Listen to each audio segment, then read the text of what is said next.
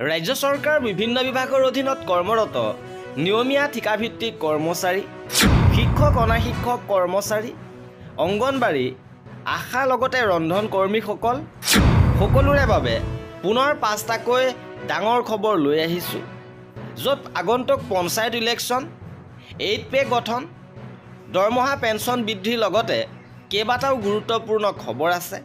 সবিশেষ জানিবৰ বাবে ভিডিঅ'টো প্ৰথমৰ পৰা শেষলৈকে চাই থাকিব। জনাব বিচাৰিছোঁ আজি প্ৰথমটো গুৰুত্বপূৰ্ণ খবৰ। এইবাৰ শিক্ষা বিভাগৰ পৰা পুনৰ কঠোৰ নিৰ্দেশনা। চৰকাৰী প্ৰাদেশিকৃত বিদ্যালয়ে নাম পঞ্জীয়ন কৰিব নোৱাৰিব ব্যক্তিগত স্কুলৰ নৱম একাদশ শ্ৰেণীৰ শিক্ষাৰ্থী। আৰু শিক্ষা বিভাগৰ ফালৰ পৰা এই কঠোৰ নিৰ্দেশনা আহিছে যে চৰকাৰী প্ৰাদেশিকৃত বিদ্যালয় নাম পঞ্জীয়ন কৰিব নোৱাৰিব ব্যক্তিগত স্কুলৰ শিক্ষাৰ্থী। ব্যক্তিগত স্কুলৰ নৱম একাদশ শ্ৰেণীৰ শিক্ষাৰ্থীৰ নাম পঞ্জীয়নত বাধা দিছে, শিক্ষা বিভাগৰ ফালৰ পৰা নিৰ্দেশ আহিছে। এইবাৰ জনাব বিচাৰিছোঁ আজিৰ দ্বিতীয়টো গুৰুত্বপূৰ্ণ খবৰ। 1 অক্টোবৰৰ পৰা বৃদ্ধি পাব অংগনবাড়ী কৰ্মী সহায়িকাৰ দৰমহা, লগতে পাব 2 লাখ টকাকৈ এককালীন সাহায্য। মুখ্যমন্ত্ৰী ডক্টৰ হিমন্ত বিশ্ব শৰ্মাই পুনৰ সেই কথা ঘোষণা কৰিছে যে 1 অক্টোবৰৰ পৰা নিশ্চিতভাৱে অংগনবাড়ী কৰ্মী সহায়িকাৰ দৰমহা বৃদ্ধি পাব। আৰু ইতিমধ্যে ঘোষণা কৰা হৈছিলে যে আশা কৰ্মী, ৰন্ধন কৰ্মীসকলৰো দৰমহা বৃদ্ধি পাব। আৰু এতিয়াৰ পৰা আন্দোলন কৰিব নালাগে বুলি মুখ্যমন্ত্ৰীয়ে আশ্বস্ত কৰিছে। এইবাৰ জনাব বিচাৰিছোঁ কৰ্মচাৰীসকলৰ বাবে আন এটা গুৰুত্বপূৰ্ণ খবৰ। এইবাৰ 8 পে গঠন সন্দৰ্ভত এই গুৰুত্বপূৰ্ণ আপডেট আহিছে। Government of India, ministry of finance, department of এক্সপেণ্ডিচাৰৰ পৰা এই ভেকেঞ্চি চাৰ্কুলাৰ প্ৰকাশ কৰিছে 8 পে গঠন সন্দৰ্ভত। আৰু 8 পে গঠনৰ বাবে এই ভেকেঞ্চি চাৰ্কুলাৰ প্ৰকাশ কৰা হৈছে। 8ম কেন্দ্ৰীয় দৰমহা আয়োগৰ 35টা পদ ডেপুটেশ্যন ভিত্তিত পূৰণ কৰাৰ প্ৰস্তাৱ। এই পদসমূহত 8ম CPC গঠনৰ তাৰিখৰ পৰা আয়োগ বন্ধ নোহোৱালৈকে কৰ্মচাৰী থাকিব লাগিব।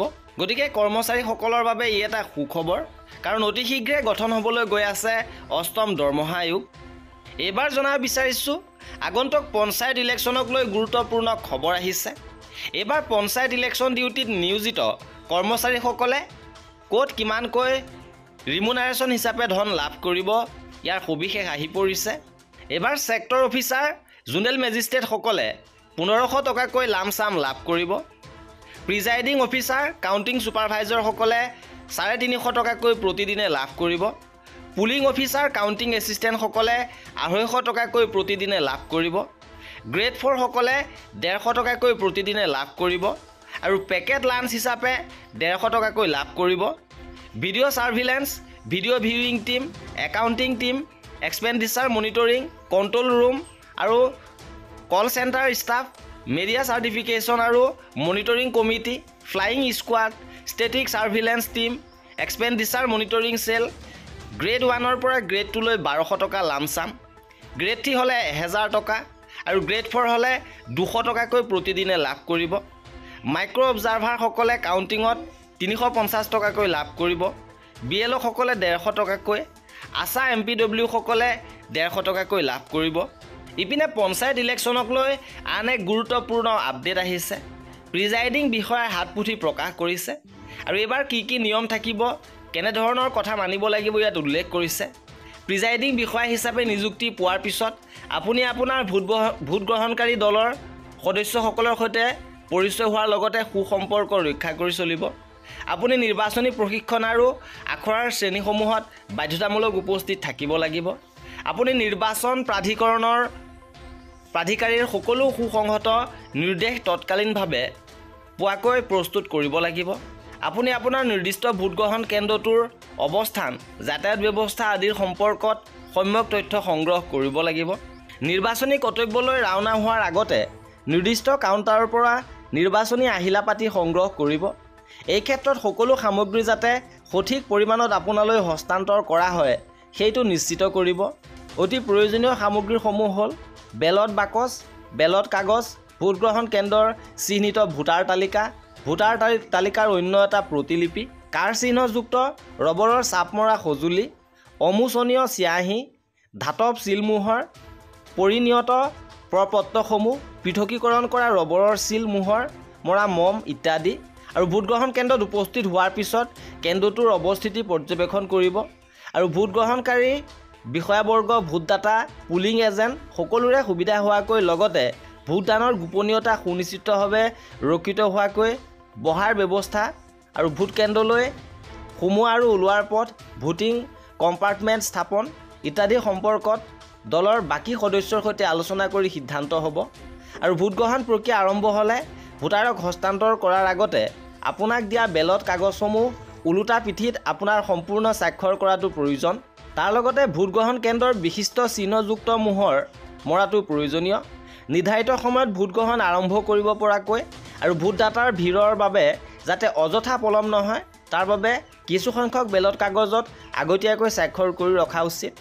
প্ৰথম ভোটগ্ৰহণকাৰী বিষয়াই কোনো এজন ভোটদাতাৰ পৰিচয় সম্পৰ্কত উপযুক্তভাৱে সত্যাসত্য নিৰূপণ কৰা উচিত।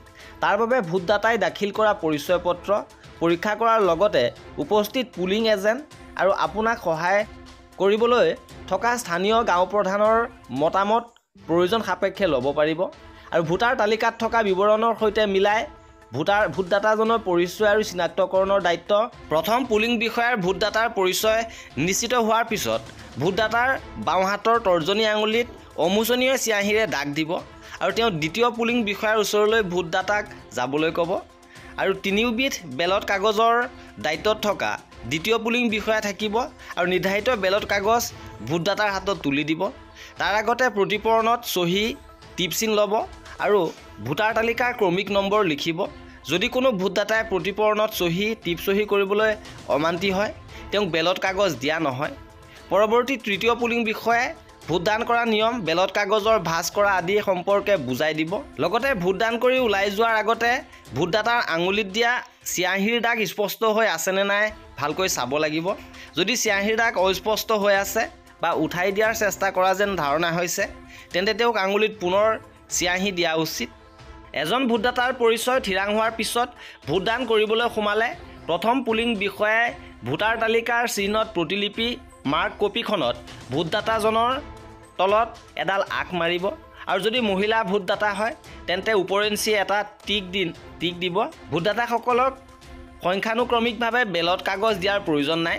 আপোনাৰ হাতত থকা 50খন বেলটৰ বান্ডিলটোৰ পৰা অগা পিছাকৈ যাদৃচ্ছিকভাৱে সেই বেলট কাগজ দিব পৰা যায়।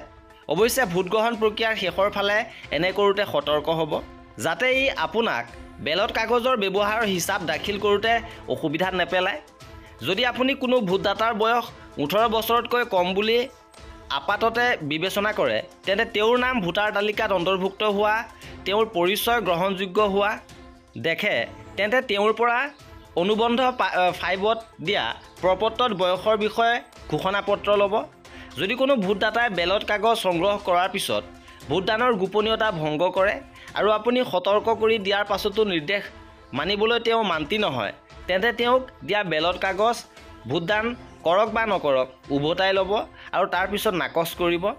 ভোটগ্ৰহণৰ আৰম্ভণিতে আৰু শেষত আপোনাৰ দ্বাৰা পূৰণ কৰিব লগা আৰু ভোটগ্ৰহণ কেন্দ্ৰত উপস্থিত থকা পুলিং এজেণ্টসকলেও চহী কৰিবলগীয়া ঘোষণাপত্ৰকেইখন পূৰণ কৰাৰ প্ৰতি সতৰ্ক হ'ব আৰু এই বিশেষ কামটোত সামান্য অৱহেলাও নেদেখুৱাব।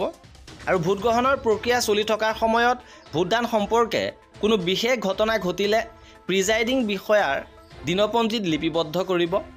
আৰু এই সকলোবোৰ আপোনালোকক ট্ৰেইনিঙত ভালদৰে বুজাই দিয়া হ'ব আৰু ইয়াৰ এই লিখিত প্ৰতিলিপি প্ৰকাশ হৈছে।